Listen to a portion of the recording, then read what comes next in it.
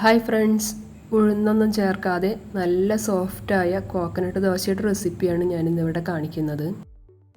Video ഇഷ്ടമാവുകയാണെങ്കിൽ like ചെയ്യാനും share ചെയ്യാനും സപ്പോർട്ട് ചെയ്യാനൊന്നും മറക്കല്ലേ. ഇതിനു വേണ്ടി ഞാനിവിടെ 2 കപ്പ് സാധാരണ പച്ചരി കുതിർത്താൻ വെച്ചിട്ടുണ്ട്. 4-5 പ്രാവശ്യം നല്ലതുപോലെ കഴുകിയതിന് ശേഷം നല്ല വെള്ളം ഒഴിച്ചിട്ടാണ് കുതിർത്താൻ വെച്ചിട്ടുള്ളത്. 5 മണിക്കൂർ കുതിർത്തതിന് ശേഷം ഇതിലെ വെള്ളമൊക്കെ ഒന്ന് ഊറ്റി കളഞ്ഞിട്ടുണ്ട്. എന്നിട്ട് നമുക്കിത് മിക്സിയുടെ ജാറിലേക്ക് ഇട്ട് കൊടുക്കാം. ഇതിലേക്ക് 1/2 കപ്പ് അളവിൽ ചോറാണ് ചേർത്ത് കൊടുക്കുന്നത്. വെള്ള അരിയുടെ ചോറാണ് ഞാനിവിടെ ചേർത്തിട്ടുള്ളത്. അതിനൊപ്പം തന്നെ 1 കപ്പ് ചിരകിയ നാളികേരം ചേർത്ത് കൊടുക്കാം.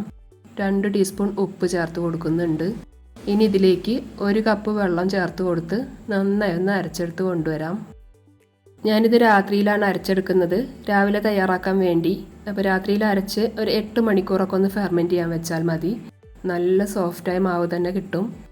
ഞാനിതിലേക്ക് 1/2 കപ്പ് വെള്ളം കൂടെ ചേർത്ത് കൊടുത്തിട്ടുണ്ട്. മൊത്തത്തിൽ 1.5 കപ്പ് വെള്ളമാണ് ചേർത്ത് കൊടുത്തിട്ടുള്ളത്. സാധാരണ ദോശയൊക്കെ തയ്യാറാക്കുന്ന മാവിൻ്റെ ഒരു പാകത്തിൽ കിട്ടിയാൽ മതി. രാവിലെ നോക്കുമ്പോൾ വെള്ളം ഒരല്പം കുറവുണ്ടായിരുന്നു. മാവ് നന്നായി പൊങ്ങി വന്നിട്ടൊക്കെ ഉണ്ട്.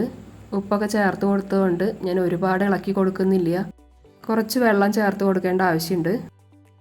1/4 കപ്പ് വെള്ളം കൂടെ ചേർത്ത് കൊടുത്ത് ഇതൊന്ന് മിക്സ് ചെയ്തെടുക്കാം. ഒരുപാട് പ്രാവശ്യം ഇട്ട് ഇളക്കേണ്ട ആവശ്യമൊന്നുമില്ല. ജസ്റ്റ് ഒന്നിങ്ങനെ ഇളക്കി കൊടുത്താൽ മതി.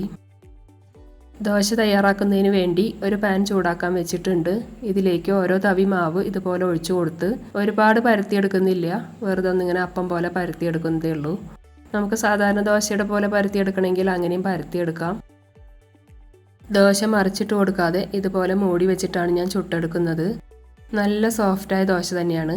ഒരല്പം ഓയിൽ ഇതിന് മുകളിലേക്കൊന്ന് ബ്രഷ് ചെയ്ത് കൊടുക്കാം കേട്ടോ. മുഴുവൻ ദോശയും നമുക്ക് ഇതുപോലെ തന്നെ തയ്യാറാക്കിയെടുക്കാം. ദോശമാവ് ഒഴിച്ചു കൊടുത്ത് ഇതുപോലെ ഹോൾസ് വരാൻ തുടങ്ങുമ്പോൾ നമുക്കിങ്ങനെ മൂടി വയ്ക്കാം. മൂടി വെച്ച് കഴിഞ്ഞാൽ പെട്ടെന്ന് തന്നെ തയ്യാറായി കിട്ടും. സാധാരണ ദോശയേക്കാൾ വ്യത്യസ്തമായി നല്ല ടേസ്റ്റുള്ള ഒരു ദോശയാണിത്.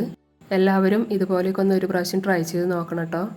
സാധാരണ ദോശ കഴിക്കുന്നത് പോലെ തന്നെ എല്ലാ കറികളും കൂട്ടി നമുക്കിതും കഴിക്കാവുന്നത് തന്നെയാണ്. ദോശമാവ് തയ്യാറാക്കുമ്പോൾ ഉലുവ ചേർക്കാൻ താല്പര്യമുള്ളവർക്ക് ഉലുവ ചേർത്ത് കൊടുക്കാവുന്നതാണ്. അരി കുതിർത്താനിടുന്നതിനൊപ്പം 1 ടീസ്പൂൺ ഉലുവ കൂടെ ചേർത്ത് കൊടുത്താൽ മതി. അപ്പോൾ പിന്നെ ഒന്നുകൂടെ വ്യത്യസ്തമായൊരു ടേസ്റ്റ് ആയിരിക്കും. കാണുമ്പോൾ തന്നെ മനസ്സിലാവുന്നില്ലേ, നല്ല സോഫ്റ്റ് ദോശയാണ്. ഇത് കണ്ടില്ലേ, നല്ല സോഫ്റ്റായി തന്നെയാണ് കിട്ടിയിട്ടുള്ളത്. ഇനി നമുക്ക് അടുത്ത നല്ലൊരു വീഡിയോയിൽ കാണാം.